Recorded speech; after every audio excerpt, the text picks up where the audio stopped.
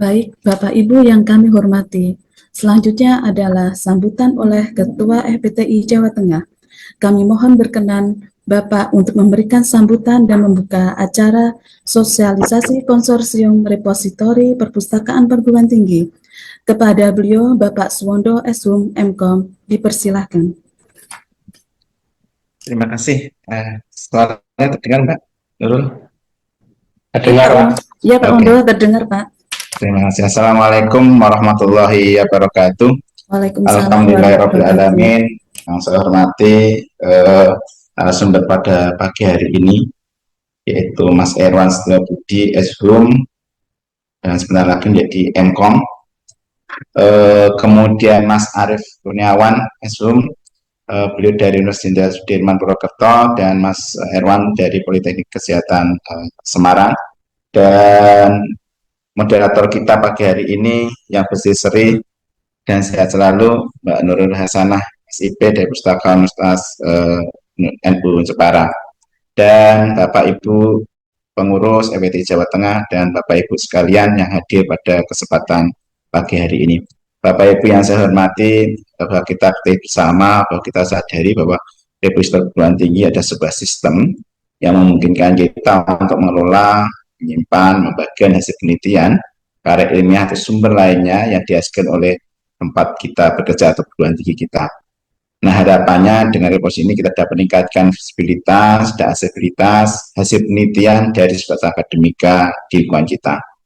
Nah, dengan masuk kolaborasi ini, pertukaran antara penulis atau antara akademisi di lingkungan kita dan yang luar bisa terjalin dengan baik dan hasilnya dapat terrealisasi dengan baik.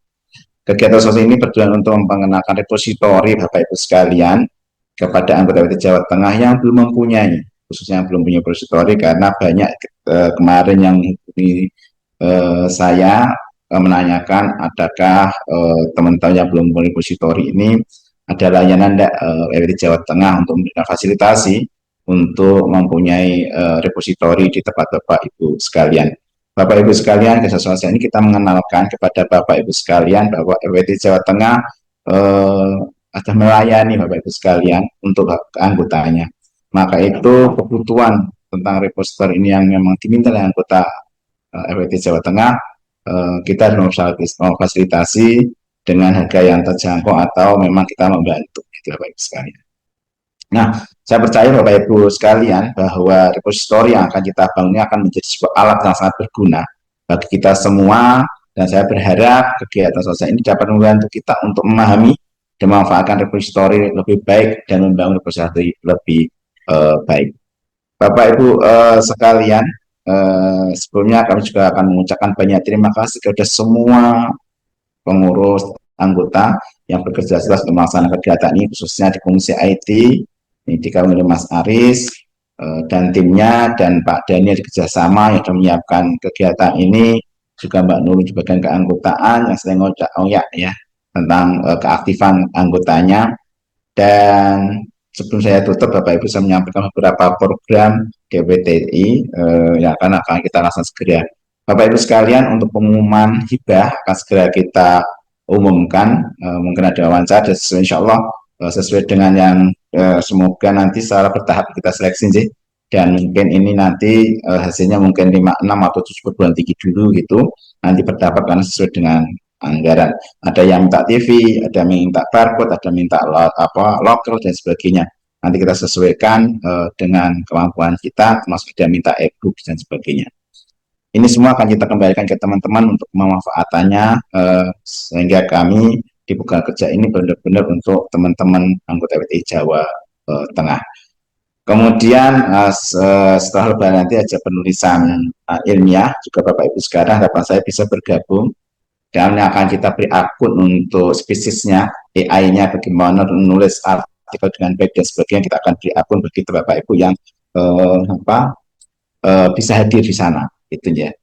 Kemudian kita juga ada e-book yang nanti ada kegiatan lagi, yaitu e-book secara gratis, bentuknya file, ada 4.000-an e-book, nanti bisa Bapak Ibu kita kirim kalau memang Bapak Ibu nanti berkenan untuk mengajukan tentang e-book open access yang gratis tersebut.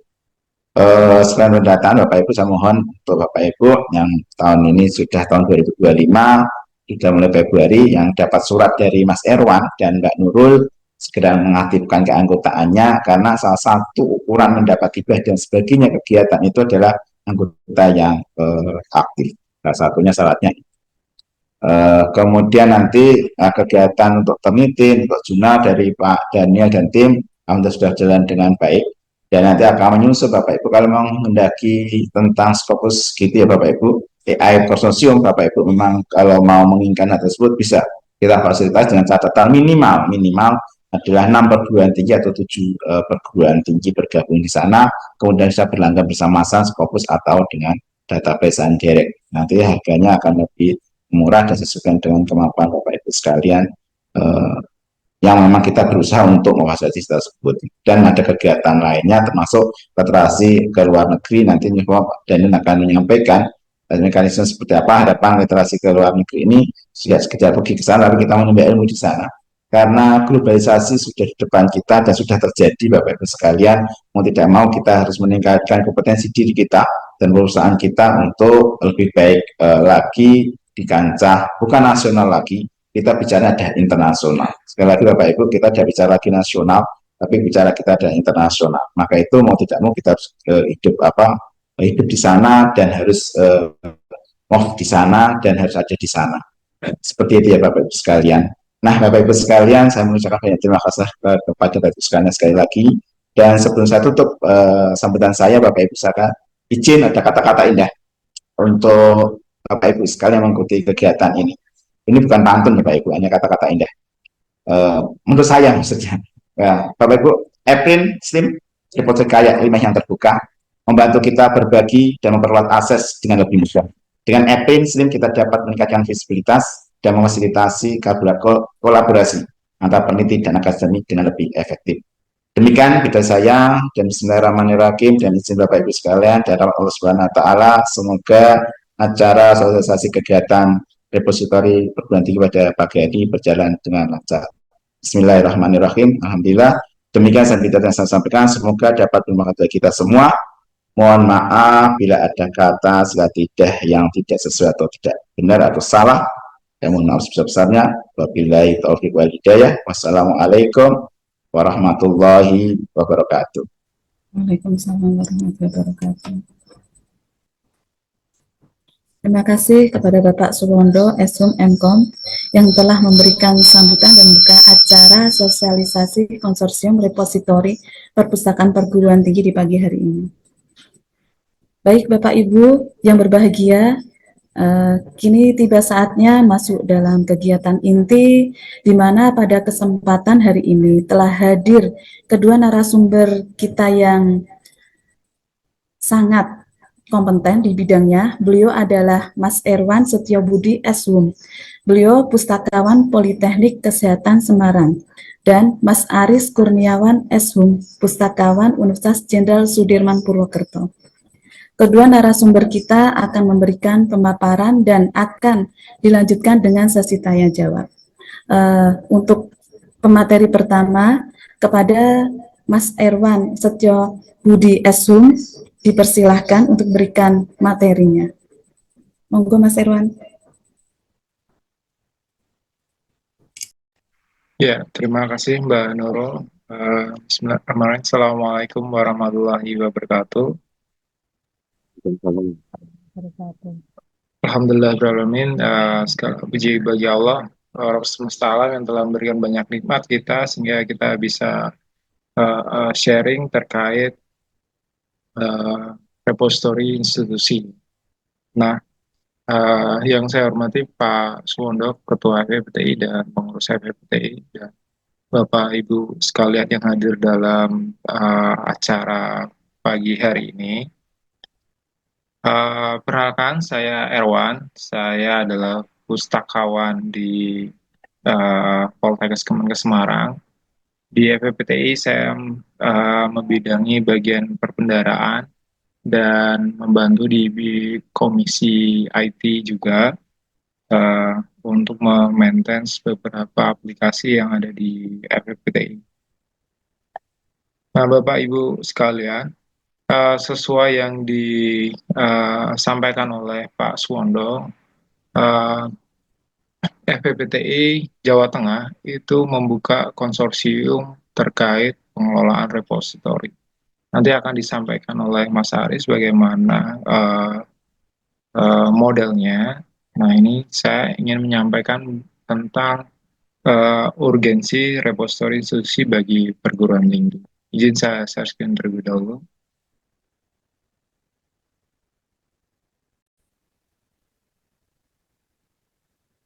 Nah, baik Bapak Ibu, eh, sebenarnya apa sih yang dimaksud dengan repository institusi? Jadi repository institusi itu sebuah web atau aplikasi atau sebuah portal yang menyimpan, mendistribusikan karya akademik eh, dan penelitian di perguruan tinggi. Jadi bisa seperti skripsi, tesis, disertasi atau karya-karya lain yang diproduksi oleh perguruan tinggi tersebut.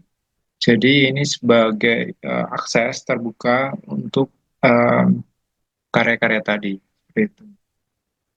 Nah, Bapak Ibu, sebenarnya di negara kita itu sudah banyak dasar hukum terkait pengelolaan repository. Misalnya yang paling terbaru itu di tahun 2022 itu keputusan Sekretaris Jenderal Kementerian Pendidikan Kebudayaan ya tentang kebijakan repository institusi kementerian di bawahnya Kemdikbud itu mengeluarkan ya bahwasanya ini seperti ini ya bahwasanya lulusan program sarjana eh, dan yang lain ya itu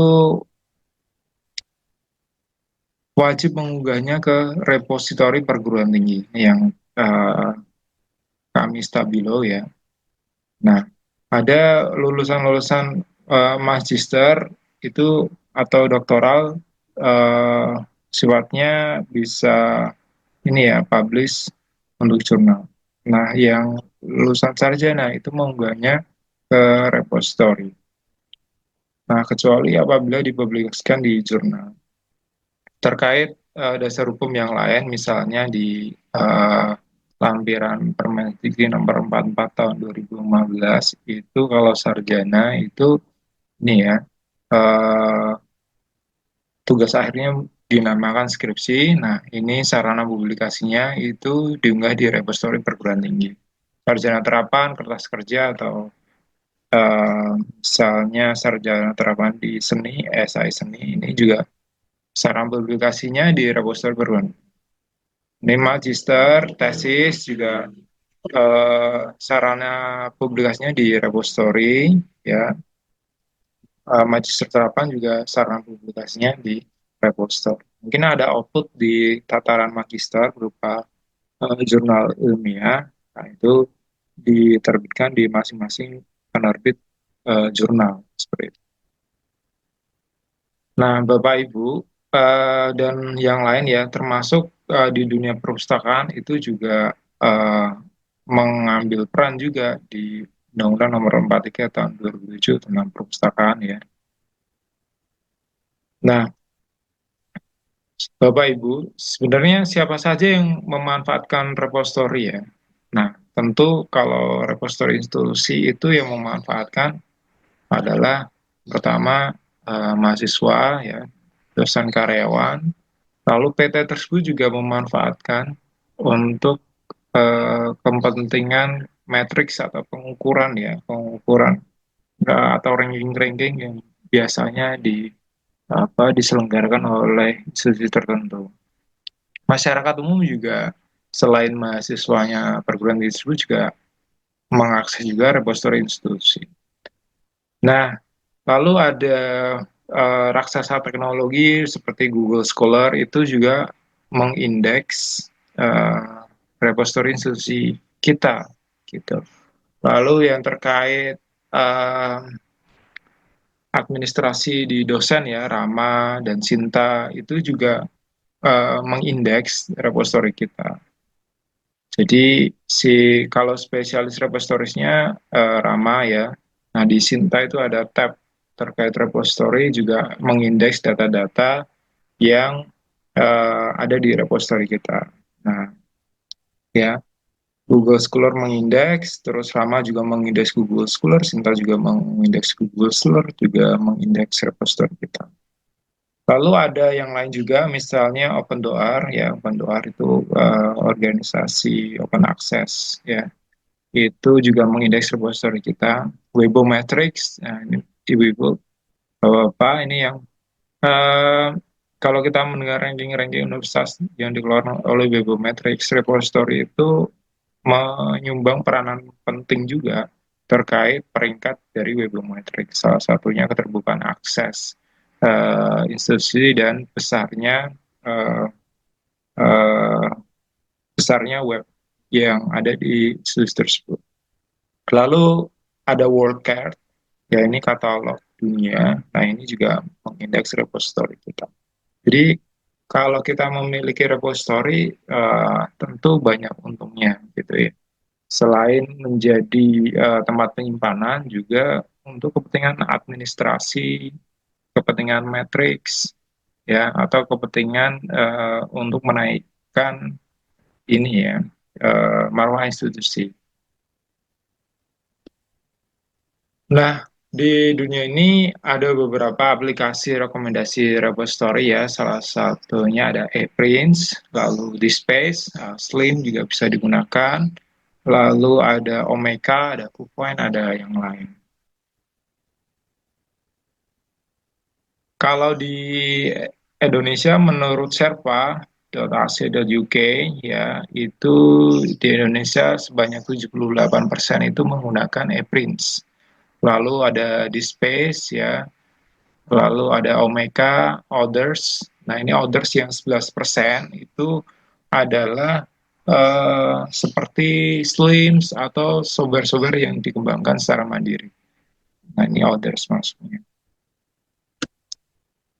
Nah, kalau kita tadi ya, karena terkait repository itu akan diindeks oleh beberapa raksasa teknologi seperti Google Scholar. Kalau di pemerintah kita ada Rama Sinta, itu ada eh, ada rujukannya ya. Misalnya dari Google Scholar. Google Scholar tuh merujuk bahwasanya aplikasi yang recommended itu adalah ini ya yang saya stabilo ini adalah ePrints, lalu ada Judicial Commons, lalu ada DSpace, ya. Nah, ini yang direkomendasikan yang secara default itu Google Scholar tuh dapat mengindeksnya secara teratur gitu. Nah, ini sumbernya ada di scholar.google.com, nah, di bagian inclusion. Lalu ketika kita mem, di luar ini ya, di luar software rujukannya, itu Google juga memfasilitasi yang dinamakan other software atau local software. Nah, itu nanti bisa diregistrasikan ya di search Google slash search console. Bisa diregistrasi. Lalu Rama juga eh, merujuk ke Google ya. Rama itu eh,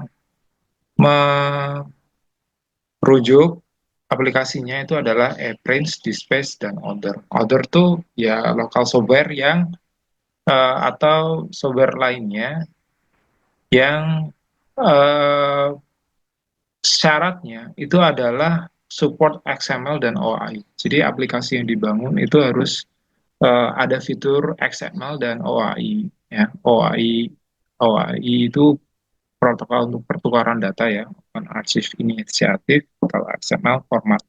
Ya. Nah, FPPTI Jawa Tengah mengadakan konsorsium ya, konsorsium untuk pengelolaan repository ya. Jadi nanti itu Bapak Ibu bisa me- mengikuti sehingga mendapatkan jasa instalasi software repository. Nah, yang dipakai adalah ePrints, terus pengelolaannya ya atau maintenance-nya gitu. Nah, mengapa menggunakan ePrints gitu. Nah, banyak ya eh, fiturnya. Misalnya ada dapat diakses melalui browser ya, lalu mempunyai fitur pencarian full text dan field tertentu, misalnya berdasarkan judul atau pengarang. Lalu mempunyai fungsi sebagai administrasi, lalu dia open source ya. Lalu ada level usernya, administrator, editor, atau outdoor-nya. Nah, kalau Bapak Ibu ini di level ini tuh sebagai outdoor tuh bisa ada fitur unggah mandiri ya di ePrints tuh defaultnya sudah ada. Lalu OAI PMA support tadi ya, kalau dari Rama juga sudah support ya. ePrints ya, yang mempunyai protokol OAI PMA untuk pertukaran data. Terus multibahasa, file formatnya di support banyak ya, ada PDF, HTML. Ini masih banyak lagi, RTF, DOCX bisa. Lalu ada statistiknya, nah di ePrints itu ada fitur statistik yang untuk mengetahui aksesibilitas dari web repository kita. Lalu mudah dikustomisasi, mudah dioprek-oprek ya. Lalu item preview and ePrints, jadi bisa menampilkan preview atau full text dari masing-masing file yang diunggah. Bisa di mode terbuka atau mode tertutup. Nah, ini Bapak Ibu model akses yang ada yang kami amati itu ada 3 ya. Yang pertama fully open access ya. Yang kedua adalah close access, yang ketiga adalah percampuran. Yang full open access itu semua karya yang diunggah itu dapat dilihat ya tanpa harus login atau harus registrasi, itu langsung terbuka lengkap. Misalnya skripsi ya, dari bab pendahuluan dari cover sampai daftar isi, terus bab 1, bab 2, bab 3 sampai bahkan sampai lampiran itu di open access. Lalu yang model close access itu tentu dia itu ada web repository-nya yang diunggah terbuka itu hanya metadatanya. Jadi judulnya apa, terus pengarangnya siapa. Tapi kalau ingin melihat file PDF-nya itu dia nggak bisa close access. Nah, modelnya ada 2, khusus internal institusi, jadi harus via SSO atau harus login sebagai anggota institusinya ya, misalnya mahasiswa atau dosen gitu. Yang close access yang kedua adalah berlangganan membayar. Nah, ini hal yang menarik ya. Model akses dari repository yang berlangganan atau membayar. Jadi seperti raksasa misalnya Elsevier ya, misalnya produknya Science Direct itu kan kalau mereka juga menyediakan open access, artikel yang open access, lalu juga menyediakan artikel-artikel yang kalau diakses itu tertutup dan kalau mau akses harus membayar. Nah, membayarnya itu per artikel ya, atau bisa melanggan berupa subscription paketan. Gitu. Nah, ini kalau institusinya Bapak Ibu yang ingin mencari uang lebih banyak lagi, nah ini bisa memakai model akses yang berlangganan. Gitu. Yang model ketiga ini adalah percampuran keduanya. Percampuran keduanya ya mereka menyediakan yang open access, ya, tapi ada yang juga close access. Misalnya yang dibuka itu sampai dengan bab 3 untuk skripsi. Bab 4, 5, 6 ditutup. Daftar pustaka dibuka. Seperti itu. Nah, Bapak Ibu, sebelum repositorinya live atau dipublish dapat diakses di web, nah itu sebaiknya Bapak Ibu itu ada 3 hal yang harus diperhatikan. Ataupun misalnya repositorinya saat ini sudah berjalan, sudah live, tapi belum memperhatikan ketiga hal ini, itu bisa ya dipikirkan kembali ya. Pertama, terkait keamanan dokumen. Nah, keamanan dokumen adalah dokumen yang diunggah itu misalnya mau diamankan ya. Misalnya dokumen PDF-nya yang diunggah itu dikasih watermark terlebih dahulu sebelum diunggah.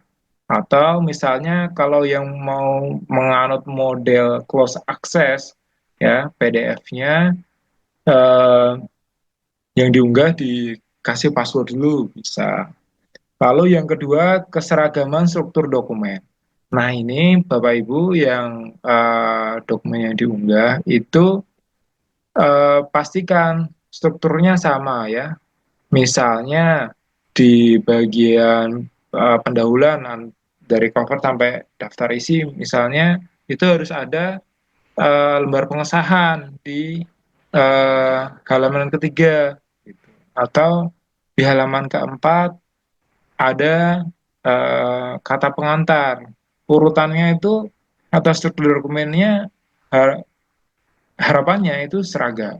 Nah, ini harus bekerja sama dengan orang akademik ya, terkait panduan kepenulisannya skripsi, tesis, disertasi di institusinya Bapak Ibu ya. Pastikan itu ada aturan baku terkait bagaimana penulisan. Nah, yang yang pernah saya amati ya bisa jadi dalam satu institusi itu panduannya itu beda-beda gitu. Panduannya beda-beda ya antar fakultas ya atau antar jurusan itu beda-beda. Tapi kalau bisa diseragamkan secara besar strukturnya ya. Misalnya di bab pendahuluan itu harus wajib ada lembar originalitas gitu. Nah, yang keempat itu keamanan dokumen itu lembar originalitas. Lembar originalitas itu adalah lembar yang dimana itu karya yang ditulis itu adalah murni karya dari yang bersangkutan. Ketika ada sengketa, itu yang bertanggung jawab adalah penulisnya, gitu. Dan siap untuk menerima segala resiko terkait misalnya adanya sengketa. Lalu yang kedua, hal yang harus diberikan adalah kebijakan internal. Nah, kalau kebijakan eksternal tadi sudah kami sampaikan, itu terkait misalnya kebijakan yang dikeluarkan oleh Mdikbud atau Ristekdikti ya, itu dasar hukumnya sudah ada. Nah, tinggal kebijakan internal yang disahkan oleh rektor ya atau pimpinan PT terkait pengelolaan repository ya. Misalnya mengatur jenis karya yang diunggah gitu. Apa saja gitu. Skripsi, tesis, disertasi, terus artikel dosen atau yang lain itu harus diatur. Yang ketiga mengatur juga tentang embargo. Embargo ini maksudnya apa? Embargo ini adalah ketika misalnya ada sengketa, ya sengketa tulisan ya, misalnya tulisannya dianggap plagiat oleh seseorang ya, dan dikasuskan, gitu, dibawa ke pengadilan misalnya. Nah ini kita ada kebijakan embargo. Jadi embargo bisa seperti karya yang berstatus sengketa itu disembunyikan terlebih dahulu gitu atau apa disembunyikan, di delete atau diarsipkan itu ada kebijakan seperti itu. Lalu hal yang perlu diperhatikan lagi yaitu SOP, prosedur teknis unggahnya di repository gimana? Apakah diunggah oleh pustakawan, apakah diunggah secara mandiri lalu nanti diverifikasi oleh pustakawan gitu. Lalu penanggung jawab siapa yang mengurus, yang bertanggung jawab pengelolaan repository ya, itu siapa?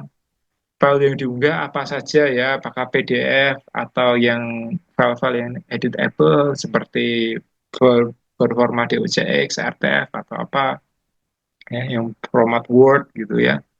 Lalu pasca unggahnya, ketika dokumennya sudah diunggah di repository, nanti akan mendapatkan apa? Misalnya mendapatkan surat keterangan unggah repository atau surat keterangan bebas pustaka.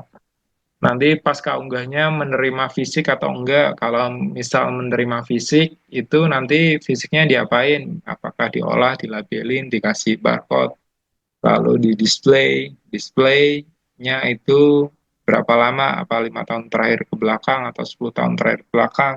Seperti itu. Lalu misalnya SOP misalnya ingin yang bersangkutan misalnya penulisnya atau mahasiswanya itu sudah lulus 5 tahun yang lalu, di tahun sekarang ingin mendapatkan kopiannya terkait skripsinya dulu, itu nanti eh, prosedurnya gimana gitu. Request-request terkait mendapatkan soft copy kembali itu kalau di kami, di saya tempat kerja saya itu ya lumayan lumayan banyak ya untuk mendapatkan kopiannya karena untuk kepentingan administrasi di pekerjaan. Nah, itu Bapak Ibu. Nah, jadi eh, melalui eh, kegiatan konsorsium ini, FPPTI itu membantu eh, institusi Bapak Ibu, khususnya institusi yang belum memiliki repository atau yang tidak sanggup mengelola repositorinya, itu bisa mengikuti konsorsium ini ya. Nah, ini merupakan bentuk pengabdian FPPTI Jawa Tengah untuk bidang pendidikan di perguruan tinggi. Gitu. Nah, nanti teknisnya bagaimana konsorsium itu jalan akan disampaikan oleh Bapak Aris ya. Nanti seperti apa bentuk proposalnya dan bagaimana itu. Nah, perlu Bapak Ibu ketahui kalau di FPPTI Jawa Tengah di Komisi IT itu ada beberapa orang, salah satunya Mas Aris, terus ada saya, ada Mas Norman dari Unika, dan Pak Wondo juga ahli juga di bidang IT. Terus kalau anggota-anggota lainnya banyak ya, kepala-kepala perpustakaan yang juga jadi pengurus PPTI ya, PPTI Jawa Tengah. Nah, sehingga kalau Bapak Ibu ikut konsorsium ini, itu akan mendapatkan support uh, yang baik. Seperti itu. Demikian yang bisa saya sampaikan. Sampai berjumpa di konsorsium repository. Terima kasih. Baik, terima kasih Mas Irwan yang sudah memberikan dan memaparkan bagaimana ini ya untuk konsorsium repositori. Terima kasih. Untuk yang selanjutnya, pemateri kedua akan disampaikan oleh Mas Aris Kurniawan SH. Mas Aris, monggo dipersilahkan. Terima kasih Mbak Nurul dari Unisnu, stafnya. Assalamualaikum warahmatullahi wabarakatuh. Waalaikumsalam. Salam sejahtera untuk kita semua. Selamat siang.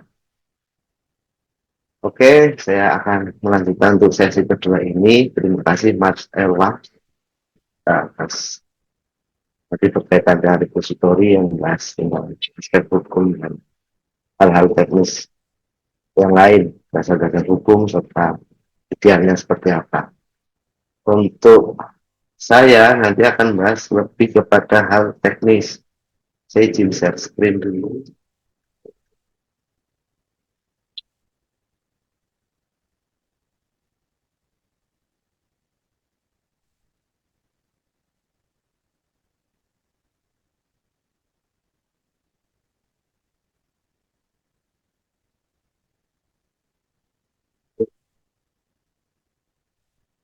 Tapi sebelumnya perkenalkan saya Aris Kurniawan dari Universitas Jenderal Sudirman. Basic bidang keilmuan saya di perpustakaan, kalau nggak salah kakak tingkatnya Mas Erwan ini di S1 Undip. Dan juga saya di sini akan mencoba, tidak akan mencoba lagi, tapi mencoba mendeskripsikan apa yang saya lakukan ke dalam bentuk teks PowerPoint dari hal-hal yang telah saya lakukan berkaitan dengan April ini, lebih spesifik April. Nah, jadi akan saya coba sampaikan, menjadikan dalam bentuk kata-kata sehingga nanti bisa mencoba merepresentasikan tentang konsorsium ini. Oke, sebelumnya saya terima kasih sekali kepada beliau Pak Suwondo dan juga tim dari NPT Jawa Tengah yang peduli terhadap dan respect banget terhadap pengelolaan repositori baik di Jawa Tengah ini, terutama di Jawa Tengah ini. Karena bagaimanapun juga seperti yang tadi Mas Pak Wondo dan Mas Erwan sampaikan, bahwasanya banyak sekali dan enggak banyak sekali, tapi ada beberapa yang memang dalam pengelolaan repositori ini lebih spesifiknya ke aplikasi April, open source April ini mengalami beberapa kendala dan atau hal-hal teknis lain yang tidak terselesaikan dengan baik sehingga mengganggu kelancaran ataupun pemanfaatan dari April ini atau repositori ini. Nah, dengan adanya ini tadi saya harapkan kita bisa bersama-sama sharing, bersama-sama mencoba mencari win-win solution berkaitan dengan repositori ini. Nah, oke, saya melanjutkan. Kalau tadi sudah ada kerangka teori dan kerangka acuan yang jelas bahwa saya betapa pentingnya repositori atau institusi repositori, lebih spesifiknya lagi April, saya akan bahas teknikal aspeknya dan requirement-nya dari konsorsium ini. Sebelum ini sampai pada hari ini, sebenarnya telah digodok beberapa kali. Kita mau menggunakan seperti apa, model yang seperti apa konsorsium ini. Kita cari model yang paling aman, asumsikan paling aman, dan setelah saya berdiskusi dengan teman-teman itu, yang paling aman, kemudian mudah, punya privilege, masing-masing universitas juga punya privilege, kemudian punya, karena tentu beberapa universitas seperti yang tadi disampaikan memiliki regulasi yang berbeda-beda. Tahap implementasinya sejauh mana juga berbeda-beda. Nah, oleh karena itu kita mencoba, karena ini baru mau dibangun dalam hal ini, sesuatu yang baru, maka yang akan saya sampaikan ini bukan merupakan satu hal yang stuck pada titik ini, tapi dimungkinkan lagi setelah kita menimbang kemudian melihat bagaimana nanti perjalanannya, ada keterbaruan ada kemungkinan kita bisa satu di-upgrade berkaitan dengan layanan-layanan konsorsium di FPPT ini, bisa kita upgrade, bisa kita tingkatkan, tentu dengan beberapa pertimbangan dan tentunya untuk efisiensi dan efektivitasnya dan ketercapaian tujuan dari konsorsium di FPPT Jawa Tengah ini. Nah, karena ini berkaitan dengan hal teknis, jadi ya agak spaneng sedikit nggak apa-apa. Seperti tapi ya dibahas nanti ya nggak apa-apa. Dan saya sangat bersyukur sekali sebelum sampai materi ini, ada beberapa dosen saya yang di sini hadir, saya ucapkan terima kasih. Oke, yuk kita bahas yuk. Nah, tujuannya ini tadi, ini ada di proposalnya sih, nanti lebih detailnya di proposal. Ya tentu saja bangun repository yang difasilitasi oleh FPPTI dengan dukungan tadi sumber daya manusianya, dengan dukungan kelembagaannya. Kemudian yang kedua sebenarnya untuk meningkatkan visibilitas dan aksesibilitas karya ilmiah, sama seperti tadi. Tujuan konsorsium ini tidak jauh beda dengan tujuan dari repository itu sendiri.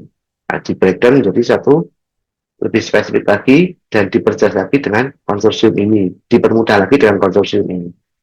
Memberikan pelatihan pada tim institusi. Jadi kita nanti akan memberikan pelatihan. Dalam hal ini tidak harus pelatihan yang resmi, tidak harus ini. Kita sharing diskusi, kita sharing berkeluh kesah di dalam pengelolaan repositori ini. Nanti pada sesi akhir akan saya share. Saya sudah izin Pak Wondo selaku Pak Kepala untuk membuat satu grup diskusi berkaitan dengan repositori ini di Jawa Tengah. Yang kedua, yang selanjutnya apa? Memastikan sistem repositori berjalan secara optimal dan aman.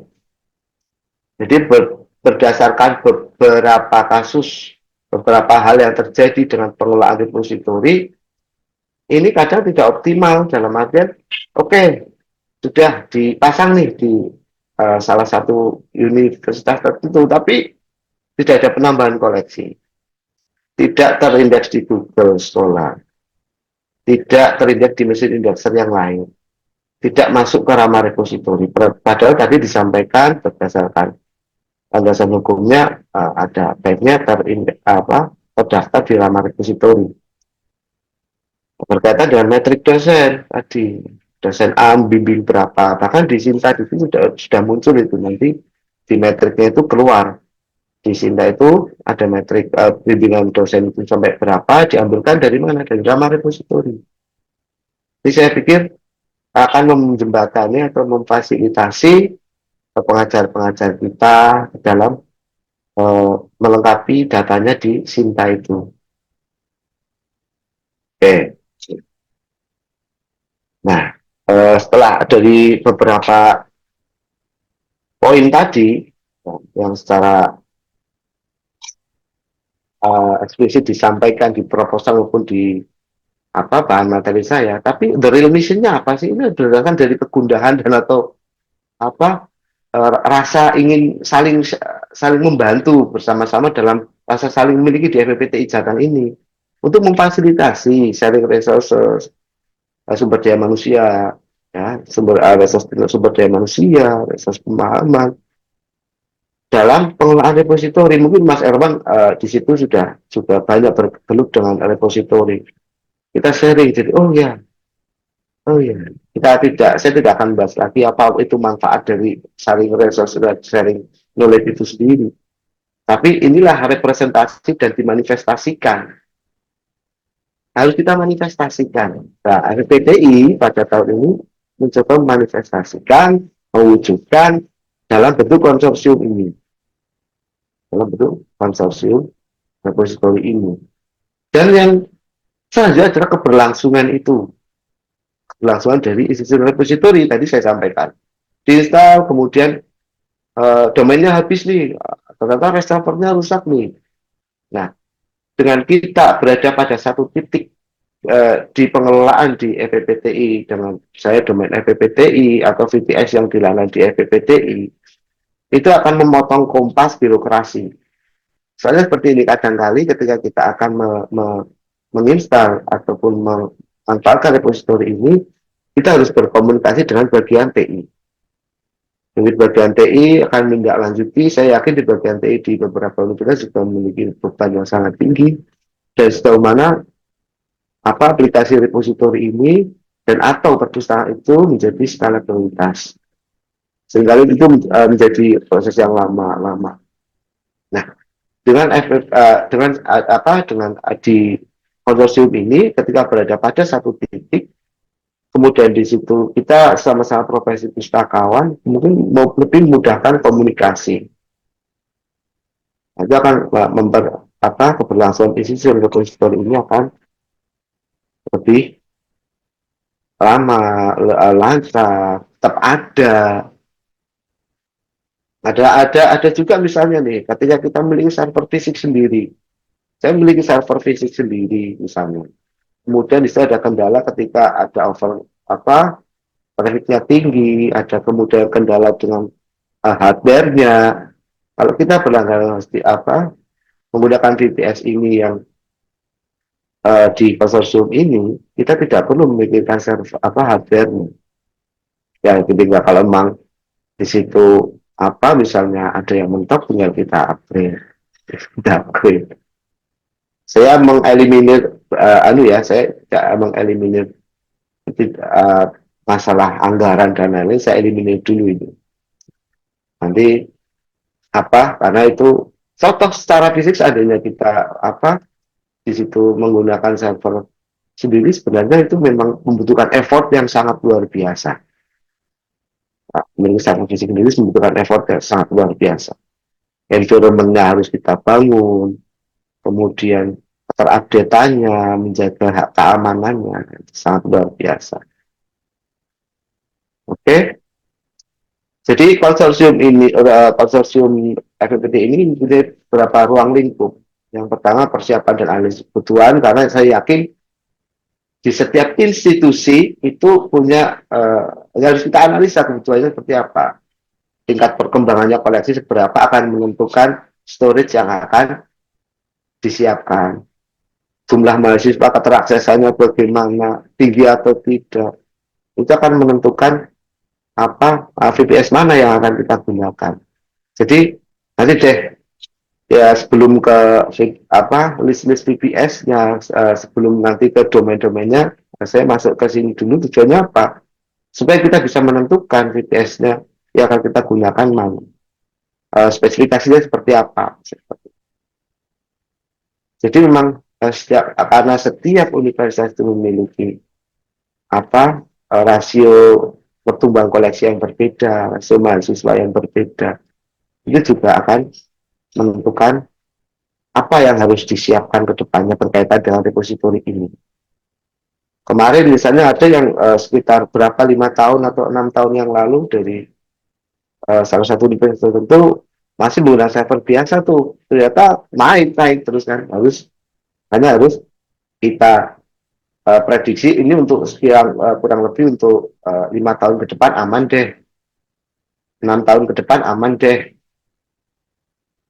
Karena repositori kalau seperti tadi Mas Erwan sampaikan, kalau tidak dikelola dengan baik juga akan menjadi hal yang sia-sia belaka. Tapi melihat kita mengelola repositori itu sama halnya kita mengelola hak kekayaan intelektual dari mahasiswa itu sendiri, universitas itu sendiri, lembaga itu sendiri.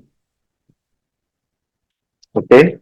Kemudian persiapan ini memang membutuhkan diskusi yang secara intens ya, dengan baik dengan universitas mana misalnya, harus kita diskusikan modelnya mau seperti apa, skemanya mau seperti apa, topologinya mau seperti apa.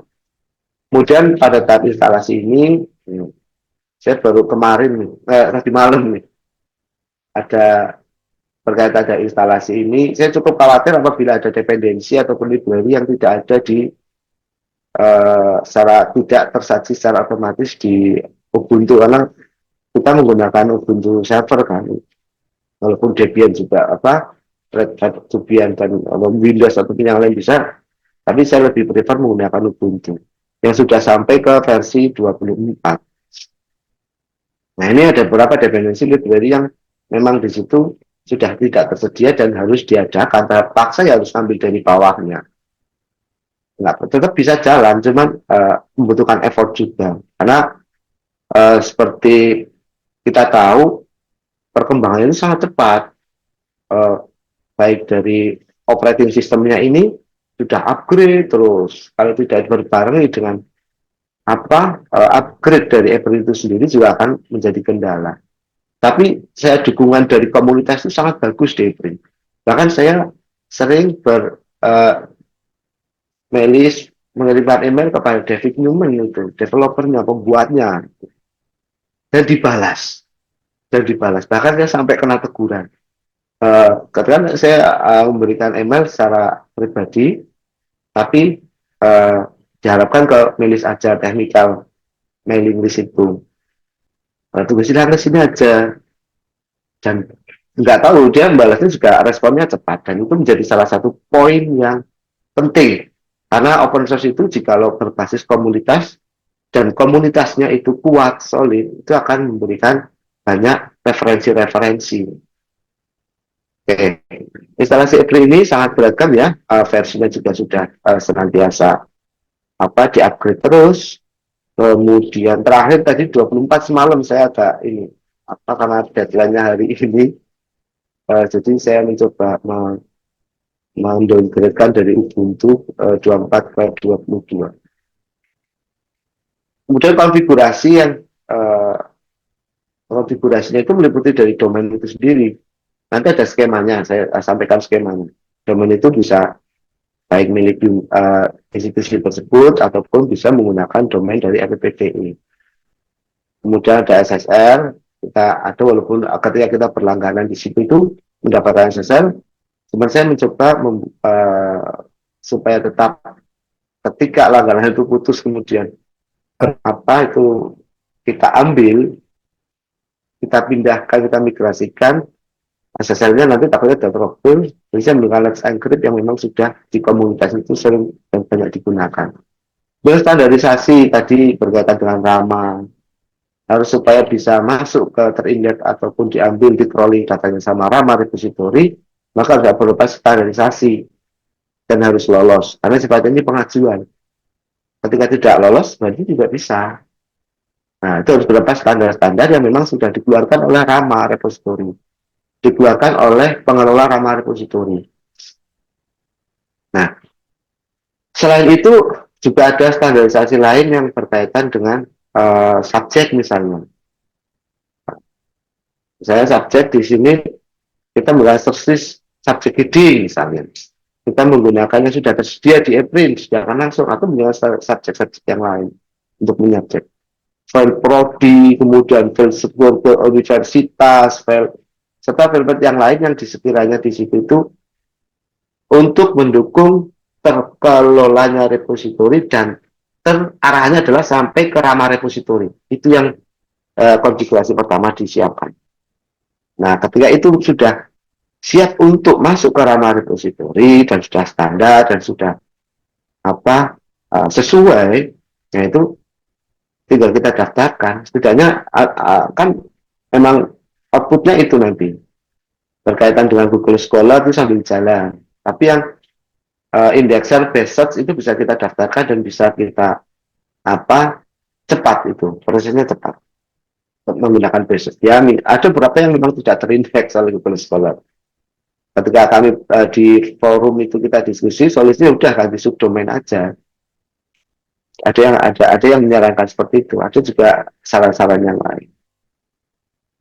Dan berkaitan dengan indeksasi ini, seperti yang tadi Mas Ewan sampaikan juga, ini memang sangat penting sekali. Kemudian kita juga nanti akan merasakan statistik, baik yang disediakan oleh modul yang disediakan oleh EPRIN itu sendiri, yaitu Irstat 2, ataupun Google Scholar, Google Analytics, ataupun StatCounter. Itu bisa nanti kita, tiga-tiganya, maruk ya tiga-tiganya. Satu aja nanti di ruang implementasi cukup satu saja. Itu konfigurasi ini tidak secara serta-merta hanya poin-poin yang saya sampaikan, bisa berkembang lebih luas lagi.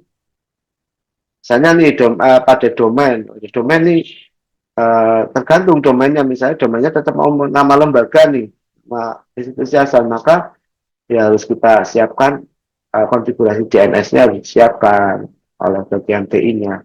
Dan cukup mengkonfigurasi bagian di DNS-nya saja. Adapun yang misalnya ketika menanamkan SSL juga harus ada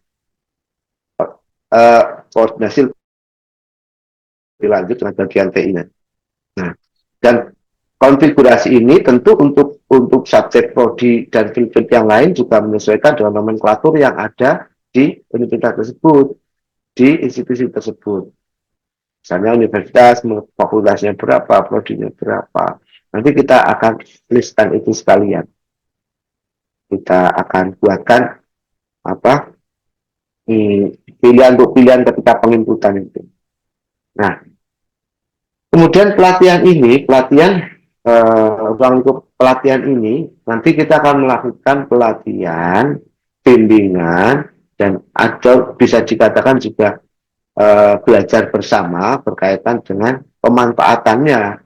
Setelah diinstal kan, dikonfigurasi, baik tinggal dimanfaatkan gimana nih, baik melalui daring maupun luring, tergantung apa nanti di koordinasinya. Saya kalau daring nganu malah ngantuk Pak, misalnya. Aduh, logat Banyumasane metu kayak. Jadi ngantuk Pak aku malah kalau dari off cam baik misalnya, aduh malah ngantuk. Jadi ini kalau mau luring ya bisa saja malah sisi lebih intens, lebih mengena. Kita bisa lebih dengan bertatapan mata, kemudian dengan di situ langsung praktek komputer. Kalau ada pertanyaan tidak harus raise hand, Pak ini gimana? Kalau bahasa Bali, pakai kepriwe Pak carane? Lagi kepriwe Pak? Misalnya. Nah, itu akan lebih matang lagi.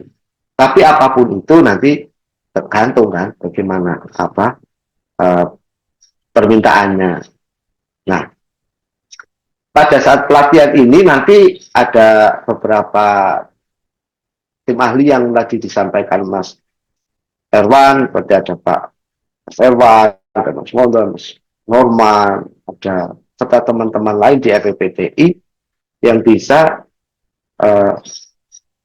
mengisi ataupun di sini bisa untuk men-sharekan bagaimana membimbing bagaimana cara penginputan. Tentu kembali lagi proses penginputan itu disesuaikan dengan standar yang ada di Rama Repository itu. Nah, pada saat pelatihan ini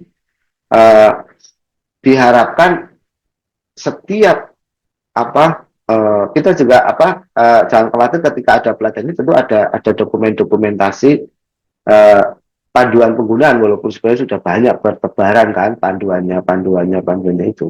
Cuma yang standar sesuai dan bisa masuk ke Rama Repository itu yang mana? Sangat beragam. Saya melihat di Universitas A seperti ini, di Universitas B seperti ini, di Universitas C seperti ini. Kemudian di pemeliharaan dan dukungan teknis, tapi ketika ada seperti halnya yang tercantum di proposalnya itu nanti yang mungkin sudah didistribusikan dan atau akan didistribusikan itu nanti dukungan teknis kalau di situ jadi dukungan teknisnya banyak nih jadinya kalau seandainya kita ikut konsorsium. Satu, tim TI di universitas atau di institusi atau sekolah tinggi masing-masing. Kedua, dukungan komunitas. Di situ nanti coba deh saya nanti tadi saya sampaikan buat grup untuk saling berdiskusi. Yang ketiga, dari FPT itu sendiri baik secara kelembagaan maupun secara personelnya. Harus dalam kelembagaan ketika nanti kita menggunakan hostingannya itu misalnya menggunakan VPS yang di konsorsium ini, kita kan jadi perusahaan itu memiliki tempat berlindung itu sudah dua. Satu organisasi FPTI, yang kedua adalah lembaga universitas tersebut. Nah kan jadi lebih banyak nih yang nge-backup nih. Nah, dan ini hal-hal yang harus dipikirkan sampai tercetusnya konsorsium ini, karena tentu saja membutuhkan kan permasalahannya kan beragam nanti berkaitan dengan dukungan teknis ini. Permasalahannya sangat beragam. Nah, kadang-kala hanya bukan di sistemnya yang rusak, tapi hanya dikonfigurasi di MST yang kurang sesuai. Terkadang ada yang memang sistemnya di situ di database ada yang memang korup sehingga menjadi satu problem tersendiri. Seperti halnya ada permasalahan-permasalahan yang memang jadi kan kita tahu ketika kita ada seperti yang saya lakukan kemarin, kita tahu nih, ketika proses migrasi itu ternyata proses backupnya tidak utuh. Itu sering terjadi di EB. Proses migrasi ke server baru ataupun ketika proses backup itu file PDF-nya nggak kena. Nah, itu memang sudah, ampun kalau itu. Karena di library itu sendiri itu kan setiap kali ngupload dia membuat create filenya itu kan banyak sekali. Walaupun diindeks ulang, walaupun intinya ada permasalahan-permasalahan yang menjadi error dari aplikasi itu sendiri. Apakah pernah mengalami? Ya, pernah. Terus solusinya gimana? Ya, nanti kita itu tulang atau kita ambil backup-nya lagi yang benar. Nah, jadi ini berkaitan dengan ruang lingkup implementasi dari persiapan, analisis kebutuhan. Setelah kita tahu, kita instalasi, kita konfigurasikan, kita latih, dan kita pelihara, dan kita dukung. Tuh. Oke, ini ruang lingkup implementasi. Ini salah satu. Nah, karena FPPTI Jawa Tengah itu sudah berlangganan di Hostinger, saya tidak dan ini adalah merupakan list dari harga yang saya ambilkan dari Hostinger itu sendiri. Nah, ada kemungkinan mungkin sekarang berubah ya, atau lebih murah atau lebih, karena ini fluktuatif banget setiap bulan, setiap hari ada perubahan. Kalaupun ada perubahan, tentu ini jangan jadikan acuan lagi. Tapi kalau yang berada di proposal, nah itu merupakan satu yang disepakati. Dan kebetulan ini merupakan harga yang tertera di Hostinger dan sudah tertera di proposal. Saya berharap nggak naik. Kalau naik ini repot ini harganya. Makanya kalau harganya naik lagi ini repot, nanti BPTI tombok gitu. Nah, terus wah kok di sini ada VPS 1, VPS 2, ada VPS 4. Nah ini nama, ini hanya nama saja, ini langganan per tahunnya, per 2 tahunnya, spesifikasi ini. Terus Pak, misalnya spesifikasinya minimal berapa sih? Nah, saya pakai yang VPS 1 aja deh, bisa jalan? Bisa. VPS 2 bisa jalan? Bisa. Mungkin kalau yang bisa sambil mengakses, membuka browser bisa, silakan coba diakses di repository.fppti.jateng.org.id. Ini 2 CPU, ini KVM 2 kalau nggak salah ini. VPS 2 dengan dual core, CPU-nya RAM-nya cuma 8, 2 virtual CPU core, 100 GB, NVMe di space, 8 terabit bandwidth, itu server 2, saya menggunakan versi SQL versi 8.0 dan apa sih 2.4. Ini bisa jadi di repository.fppti.jateng.org.id. Itu memang masih banyak yang belum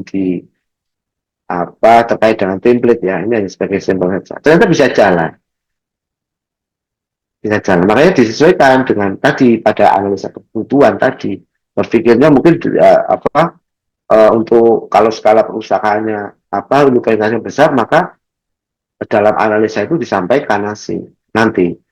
Kan kita diskusikan dulu, kita hitung dulu idealnya yang mana.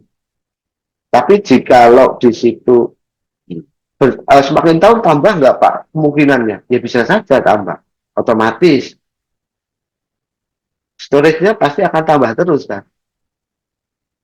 Kemudian untuk backup untuk storage ini sekiranya berapa pertambahannya Pak nanti ke depannya?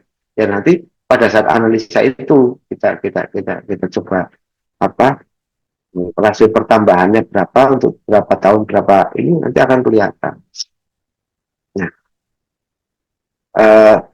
itu sebagai salah satu contoh bahwa saya menggunakan VPS yang anggap middle ke bawah itu masih bisa berjalan. Bahkan ada yang satu CPU 1 GB RAM itu juga bisa jalan.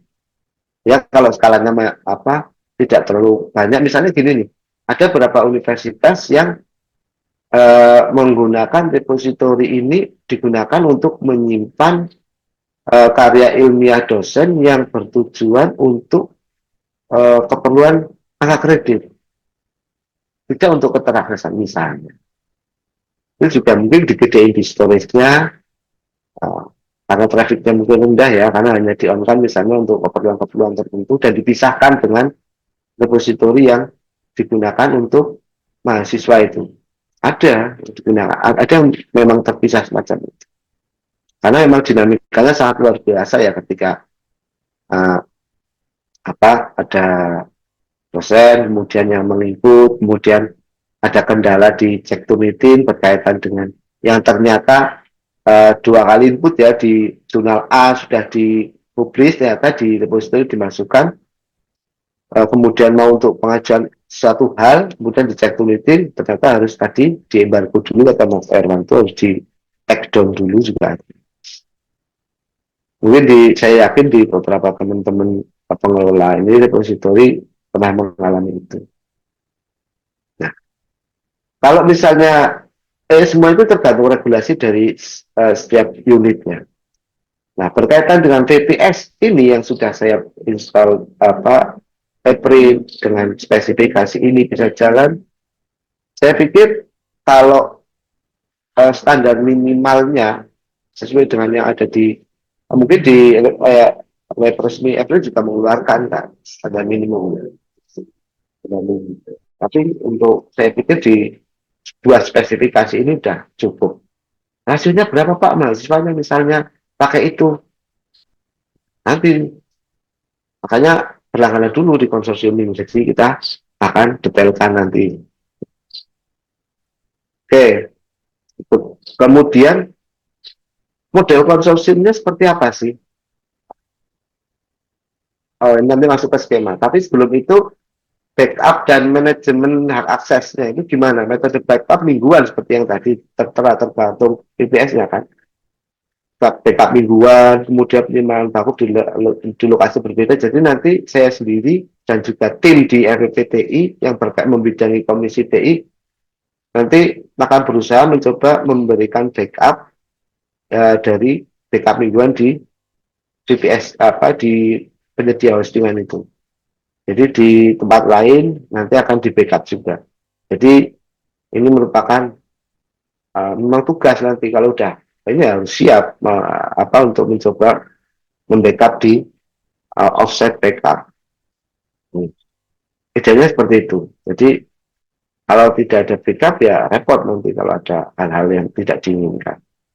Hak aksesnya tadi sudah disampaikan, cuman ya lebih masuk ke hak akses VPS-nya yang akan diberikan. Tentu setelah ini kalau memang di sini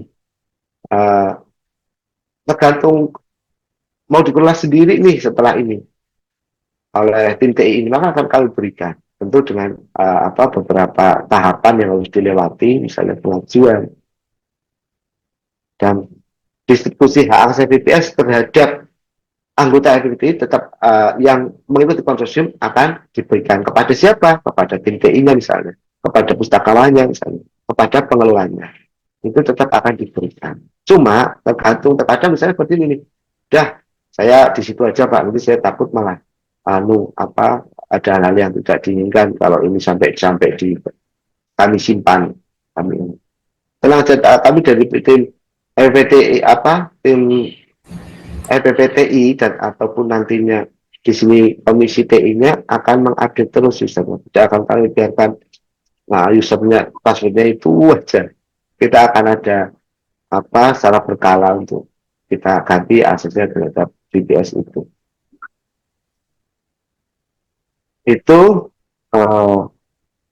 Nah, jadi setelah walaupun konsorsium itu setelah pelatihan itu selesai dari dukungan TNI selama awal periode sampai implementasi itu tidak sampai di situ. Hanya kalau udah ya udah enggak. Akan ada pelatihan lanjutnya jika misalnya diminta nih, ada permintaan, oke kita pelatihan lagi deh, belum mudeng lagi, sudah 1 tahun, sudah 2 tahun, masih istilahnya masih perlu kita sharing bersama, oke tetap kita adakan diskusi nanti diskusi yang berkaitan dengan permasalahan ini. Seandainya nanti misalnya setelah pelatihan itu selesai, tetap akan dilakukan. Lalu tidak lantas sudah selesai, tidak, kita akan terus lanjut. Oke. Saya akan mencoba membuat satu skema yang di konsorsium ini. Yang pertama adalah subdomainnya itu mengikut. Jadi RPPTI menyediakan subdomain ya.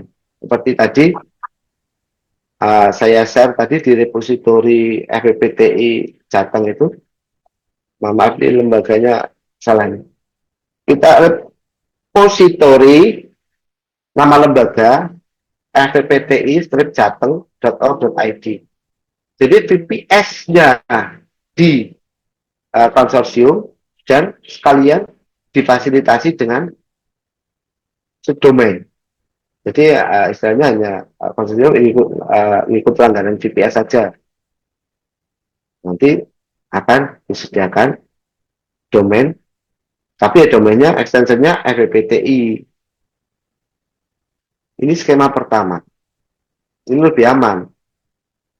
Aman dalam artian tidak ada konfigurasi dan mungkin lebih cepat ya implementasinya ya, karena berada di satu titik ya di VPS hostingan FPPTI semua.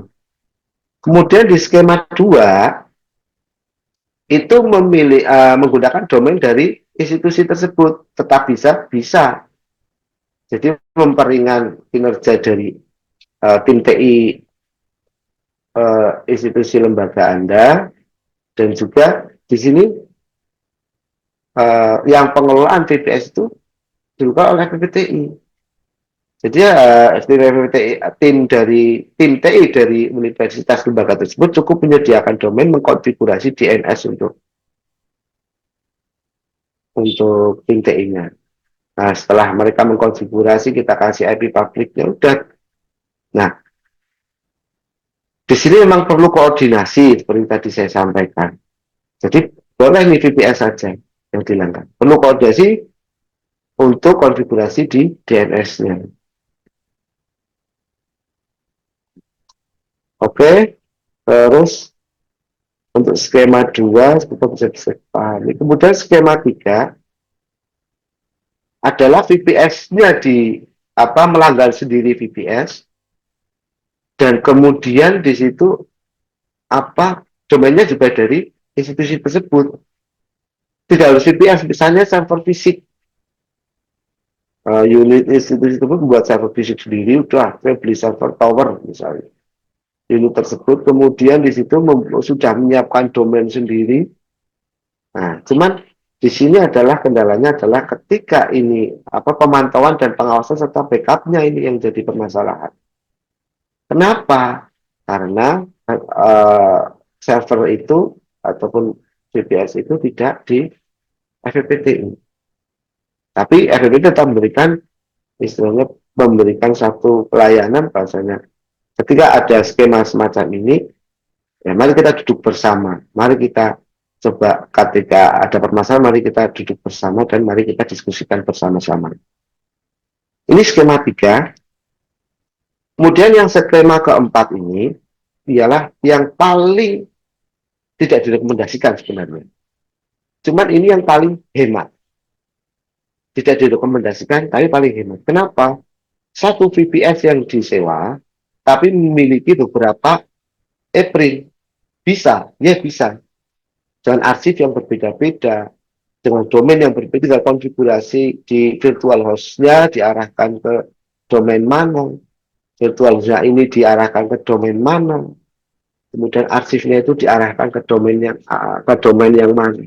Sebenarnya bisa, cuma tingkat dengan kesulitannya lebih tinggi. Takutnya kalau ada yang satu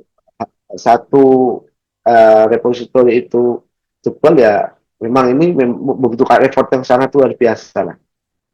Ini tidak direkomendasikan, dan tetapi kenapa saya tampilkan, dan ini sebenarnya tidak masuk ke dalam ini hanya sebagai gambaran saja. Kenapa yang berada di proposal itu adalah yang bukan skema 4 ini. Sebagai bahan perbandingan aja nih. Repot banget ini kalau seperti ini. Dan ini apakah ada pernah saya berdiskusi dengan salah satu teman, itu luar biasa, itu nggak tahan gitu. Karena kan tingkat kesulitannya sudah sangat tinggi. Oke, saya pikir itu berkaitan dengan konsorsium ataupun materi saya. Saya mencoba menjelaskan secara simpel aja deh, karena yang ruwet-ruwet nanti di belakang. Karena baru mendengarkan ini aja udah nampak ruwet kan, kurang etis juga. Jadi kurang pas juga. Jadi saya mencoba menyampaikan ini dalam satu kemasan yang menurut saya sangat simpel sekali, dari skema-skema tersebut dan dari requirement tadi dan apa yang ruang lingkupnya, dan lebih detailnya di mana? Lebih detailnya berada di proposal konsorsium yang akan dan atau sudah didistribusikan oleh bagian kerjasama. Saya pikir itu yang bisa saya sampaikan berkaitan dengan konsorsium ini. Dan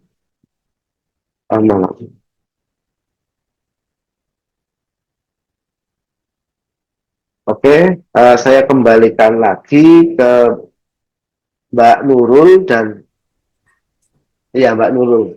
Enggak, Mbak. Ya, terima kasih Mas Aris atas penjelasannya untuk teknisnya.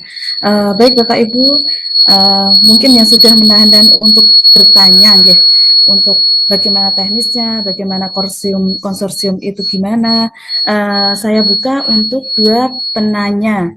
Mungkin bisa raise hand atau melalui kolom chat. Bapak Ibu yang ingin bertanya dipersilahkan. Yang ingin bertanya bisa raise hand dan open kamera, bisa menyebutkan dari institusi mana. Monggo Bapak Ibu yang ingin bertanya.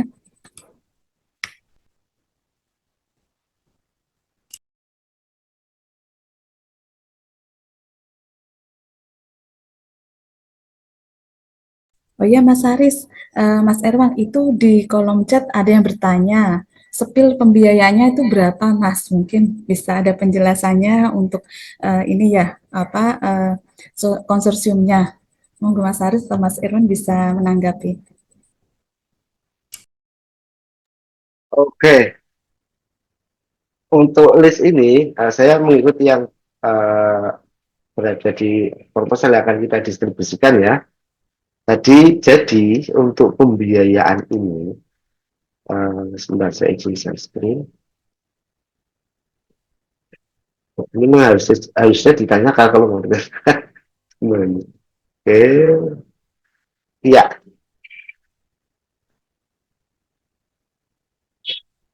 Oh. Tadi saya sudah menyampaikan sebenarnya. Inilah. Ini saya ambil dari Westinger ya. Ini adalah spill pembiayaan dari VPS-nya. Ya. Kita dari FPPTI memberikan subdomainnya. VPS 1, VPS 2, dan VPS 3. Ini bukan kami yang membuat harga. Dalam artian di sini memang listnya segitu. Dan ini tidak dilanggar sendiri, tapi menggunakan FPPTI yang melanggar. Jadi tujuannya apa? Jadi seperti ini. Ini juga menjadi salah satu hal yang melatar belakangi pengadaan konsorsium ini. Pak Wondo ini.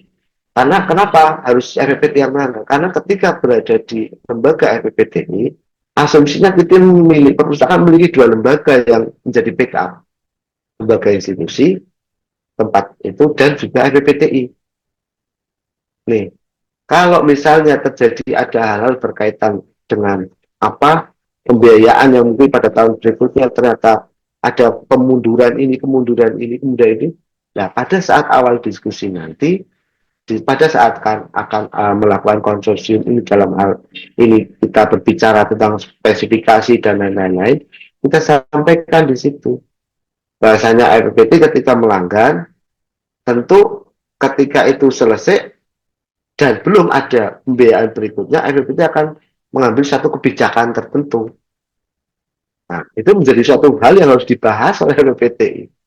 Nah, berbeda ketika melanggar sendiri, ini sendiri udah habis, bahas sendiri dengan lembaga sendiri. Tidak ada tempat mengadu dan berkeluh kesah. Ini Pak Wondo siap-siap untuk banyak mendapatkan keluh kesah dan aduan. Mungkin sudah banyak ya Pak. Nah, jadi kalau berada di FPPTI, saya pikir ada nih FPPTI sebagai tempat kita bernaung bersama-sama.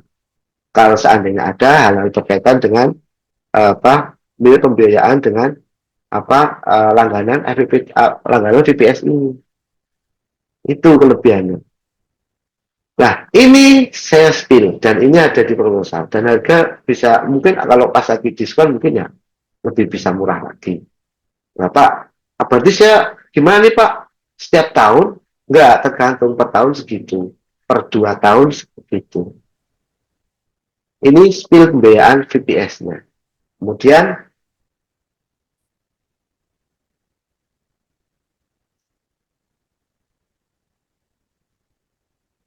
Mas Irwan ada tanggapan? Atau Pak Suwondo tadi saya banget Bapak Wondo siap menjadi tempat berkeluh kesah. J, Mas Aris nanti jawab J. Untuk biayanya tadi itu Bapak Ibu sekalian untuk biaya konsorsium itu untuk jawab dari Unisfed sama Pak Sony J. Untuk biaya tadi yang disampaikan oleh Mas Aris itu biaya untuk langganan, nanti paling biaya untuk perawatan sama pelatihan dan sebagainya, perawatan secara online itu sekitar Pak Daniel berapa Pak? 2 jutaan ya Pak ya? Pak Daniel, masuk Pak Daniel untuk kemudian kalau intinya ini bukan sekedar untuk EWT Jawa Tengah, tapi anggota EWT semuanya yang mau tapi ada perbedaan biaya, perbedaannya sekitar 500.000 gitu. Kalau FPTI anggota EWT Jawa Tengah itu dengan anggota EWTI di luar Jawa Tengah itu selisihnya 500. Bapak Ibu sekalian, biaya itu hanya untuk teman-teman yang ngasih 24 jam untuk untuk menggawangi itu karena banyak masalah, biasanya kami sering ada masalah itu pasti nanti untuk biaya itu Bapak. Jadi biayanya insya Allah dengan kursus ini murah. Tidak sampai berapa Pak Daniel? Mohon maaf Pak Daniel. Di share aja Pak Daniel, tidak apa-apa. Sekitar. Terima kasih.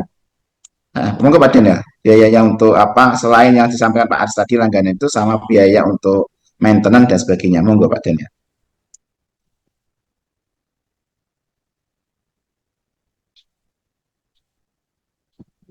Untuk pembiayaan ini jasa instalnya untuk anggota VPTI Jawa Tengah 2.500.000. Kemudian untuk non anggota 3 juta. Jadi ada perbedaan di situ. Makanya tadi seperti di awal sambutan dari Pak Wondo, ketika nanti di teman-teman pustakawan di Jawa Tengah ini dapat mengikuti secara aktif untuk bergabung di FPPTI dengan biaya keanggotaan yang sedemikian, ketika nanti ada beberapa hal, ada kekhususan juga dalam hal beberapa pembiayaan yang kita fasilitasi, termasuk ini untuk kegiatan konsorsium repositori ini perbedaannya 500.000. Ini untuk jasa instalasi di awal. Kemudian ketika nanti berlanjut, itu sudah tidak ada jasa instalasi lagi, tetapi ada biaya maintenance besarnya 600.000. Jadi nanti di dalam biaya pembiayaan maintenance di tahun kedua ini nanti masih ada fasilitas dari tim IT FPPTI Jawa Tengah untuk memberikan edukasi ataupun pelatihan, baik itu untuk adminnya maupun untuk penggunanya, baik itu pemustaka, mahasiswa maupun dosen. Itu kurang lebih pembiayaannya yang muncul. Terima kasih, waktu saya kembalikan. Mas Pak Daniel, Mas Aris bisa berkenan untuk menampilkan yang biaya untuk itu Mas Aris, simulasi Mas Aris. Biaya tadi untuk awal maintenance Mas Aris. Oke. Tadi sudah ditampilkan Pak Daril apa Pak? Belum yang tadi Mas, yang dari panjenengan yang untuk langganan pertama dari Hostinger. Iya. Nah, seperti ini sebentar. Nah, belum nampak Mas. Nah ini, berarti Bapak Ibu kalau Bapak Ibu menggunakannya KVM SPS 1 itu kan 1 tahun berarti 1.759.296 ya Pak ya. Ditambah jasa untuk anggota itu kan 2.500.000 gitu ya. Berarti totalnya adalah eh berarti 21 berarti 4.204.259.29. Oke, dan Nah, 29 menambahkan itu tahun juga, pertama ya Pak ya? oke, Betul. ini kan harganya kalau di mungkin di harga di hostingernya itu kan juga kita ambil rate-nya yang untuk menjaga menjaga harganya itu kan kadang naik turun loh Pak. Kita ambil Betul, nilai kan? betul Hanya itu, contoh simulasi aja Mas iya Aris. simulasi Pak, Nah, oke, betul. pada ini tahun pertama. Tahun kedua, Bapak Ibu tidak. Tahun kedua, Bapak Ibu hanya membayar 1.079.29 ini ditambah 600 itu aja, Bapak Ibu. Jadi lebih murah. Berarti harga yang disamakan oleh Pak Daniel tadi 2.500.000 hilang, hanya membayar 600. Berarti totalnya 1.759 itu 29 dibayarkan ke, ini tahun kedua ya Bapak Ibu ya, ke hostinger, terus membayar 600 untuk perawatan untuk teman-teman sama setahun itu 600. Jadi ketemunya tahun kedua itu lebih murah Bapak Ibu. Hanya kita membantu saja itu dibandingkan Bapak Ibu berlangganan sendiri atau bangun sendiri. Dan itu pun kalau ada masalah tadi yang disampaikan oleh Mas Aris itu akan lebih efektif gitu. Itu Mas Aris, Pak Daniel, saya hanya Pak Nurul membantu menjawab. Terima kasih. Dan apakah hanya WT Jawa Tengah tidak bisa non anggota WT Jawa Tengah? Itu. Terima kasih. Baik, terima kasih untuk pertanyaan sudah dijawab sama Pak Daniel dari Bantu Mas Wondo. Jadi untuk anggota non anggota dan anggota FPTI Jawa Tengah, mungkin yang belum menjadi anggota FPTI Jawa Tengah bisa bergabung untuk menjadi keanggotaan aktif di Mas Pak Wondo. Siap. Ini kita batasi untuk 4 pertanyaan saja, Yang selanjutnya itu dari PKTJ Tegal. Izin bertanya Bapak, pada kampus kami telah memiliki repositori dan berencana ingin melakukan maintenance repositori kepada FPTI. Apakah itu bisa dilakukan melalui sistem pembiayaan?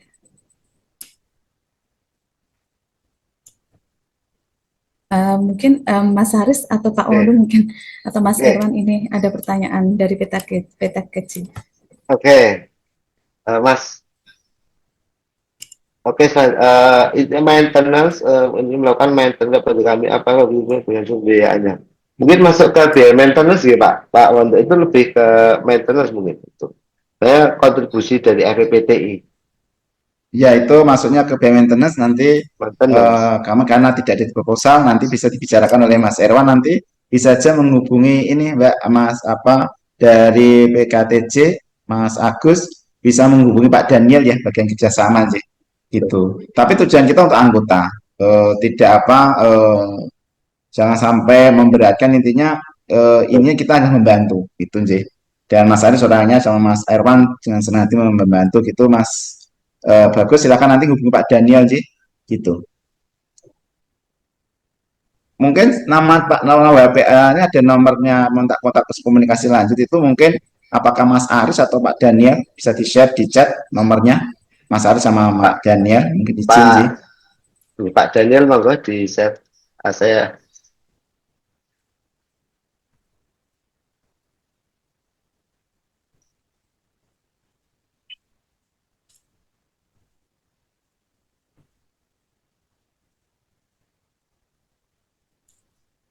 Baik, sudah terjawab ya Mas Haris. Untuk informasi lebih lanjutnya bisa kontak sama beliau Pak Daniel, Mas Haris. Ini yang terakhir ya Mas Haris, mungkin dari Dindin Unhan RI. Apakah bisa berkolaborasi dengan Perpusnas RI melalui otomasi Inslitless? Ini slide-nya. Yeah. Aku bisa berkolaborasi. Jadi gini, makanya kan dua platform yang berbeda nih. Saya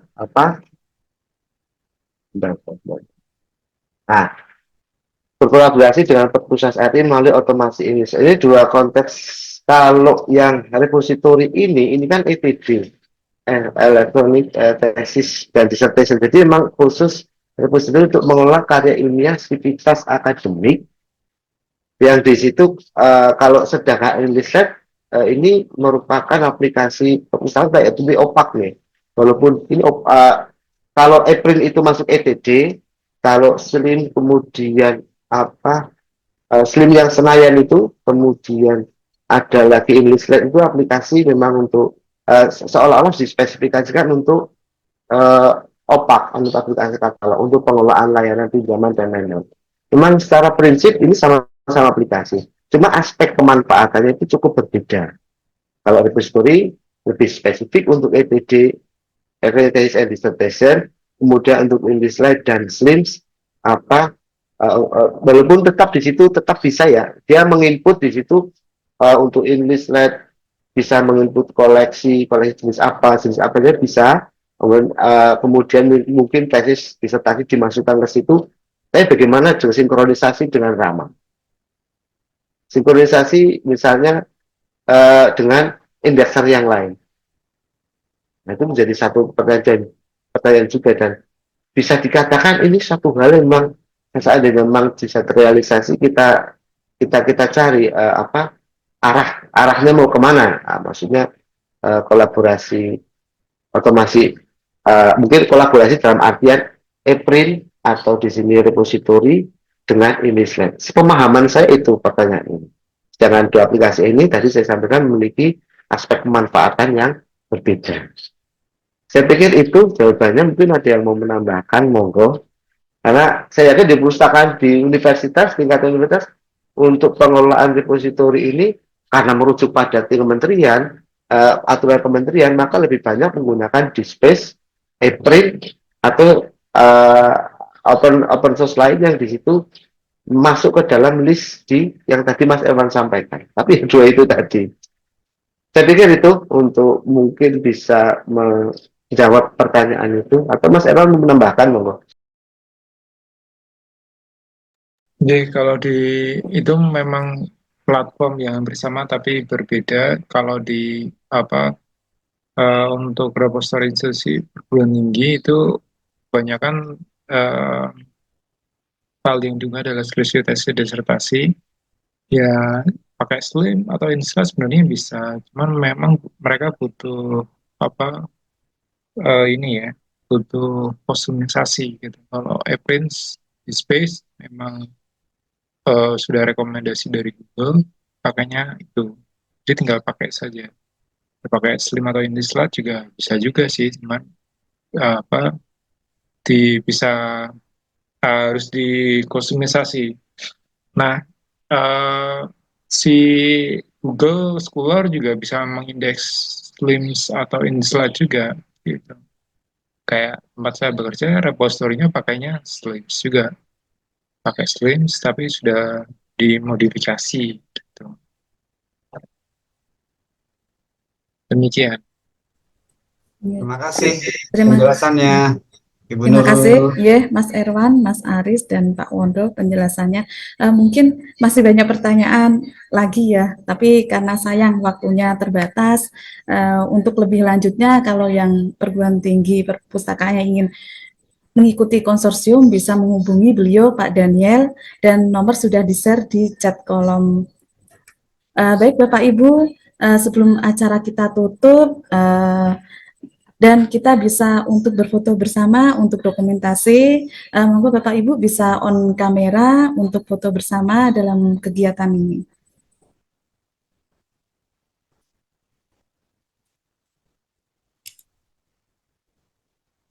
Bisa on kamera semua ya untuk sesi foto bersama.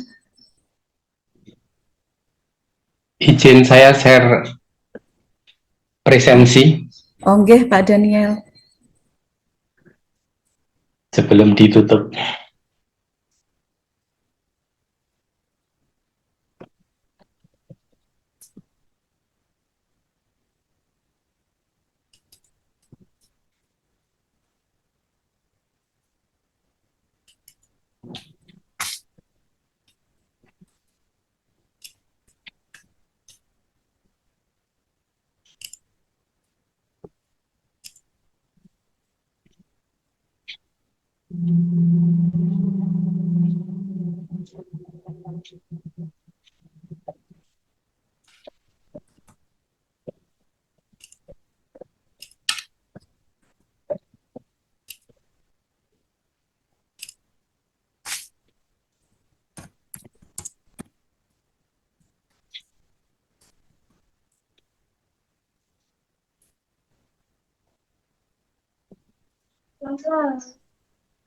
Baik, eh, untuk presensi sudah di kolom chat ya untuk pengisian presensi. Eh, Mungkin karena keterbatasan waktu bisa untuk dokumentasi ya. Bisa dibantu Mas Erwan untuk mendokumentasikan foto bersama.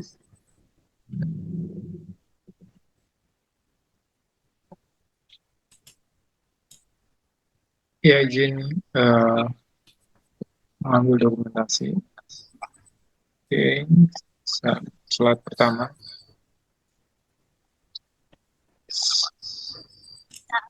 Satu, dua, tiga. Slide kedua.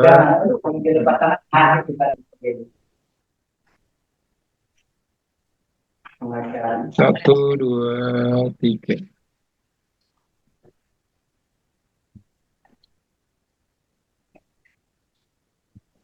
Ya, terima kasih. Sudah Sudah Mas Erwan. saya screen. Ya, baik. Sebelum acara saya tutup, Alhamdulillah usai sudah acara sosialisasi konsorsium repositori perpustakaan perguruan tinggi yang telah kita simak pada hari ini. Tidak lupa kami mengucapkan terima kasih kepada Bapak Ibu peserta sosialisasi yang sudah mengikuti acara dari awal sampai akhir. Mohon izin, link absensinya belum Baik, Bapak, belum? ya. Sudah ada, Bapak? Silakan di kolom chat. Di kolom chat, Bapak. Belum muncul, Pak. Sudah. bit.ly/sosialisasi_repository. Belum ada Pak Daniel.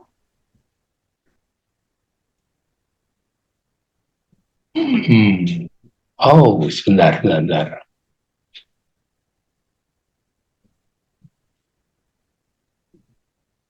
Monggo, sudah muncul kah?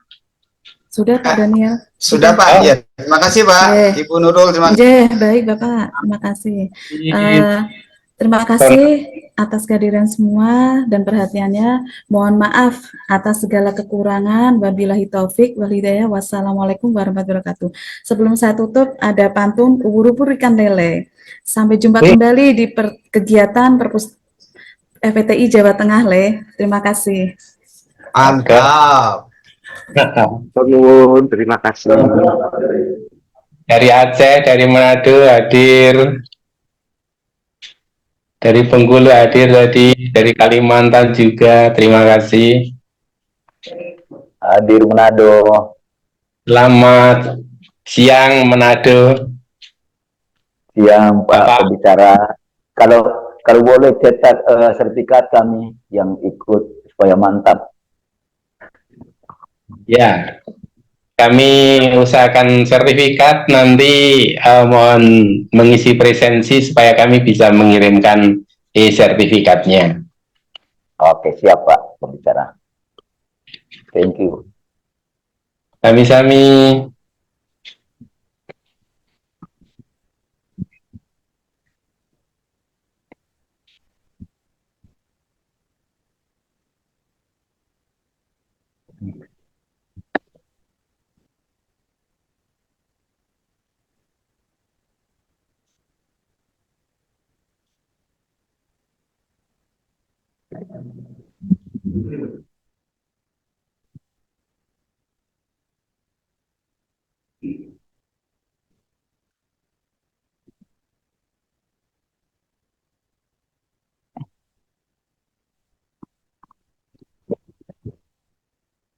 Kita hari ini puasa.